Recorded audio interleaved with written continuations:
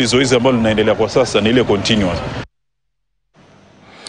Na ili kukabiliana na matatizo ya magonjwa ya meno miongoni mwa watoto na watu wazima hapa nchini, Wizara ya Afya inaweka mikakati kuhakikisha Wakenya wanapata huduma za afya ya meno kupitia bima ya afya ya SHA.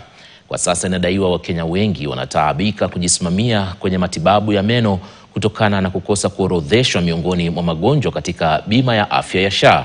Mkurugenzi mkuu katika Wizara ya Afya Patrick Amoth ameyasema hayo katika kongamano la madaktari wa meno zaidi ya 500 kule Diani, kaunti ya Kwale. Kongamano hilo linaleta pamoja madaktari wa meno, Wizara ya Afya, serikali za kaunti na wataalamu mbalimbali wa afya ili kujadili jinsi ya kuboresha afya ya meno nchini.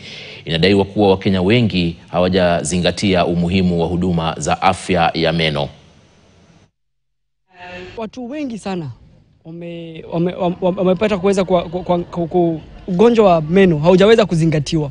So watu wengi wanapata haya magonjwa na hawajaweza kusaidika.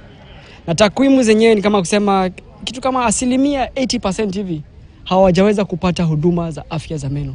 So ni kitu ambacho cha kushangaza ambacho hatuwezi kuwa nacho saa hizi, but tunajaribu kuambia serikali kuu, serikali za ugatuzi na Wizara ya Afya iweze kuongelelea kuhusu umuhimu wa kupata huduma za afya ya meno.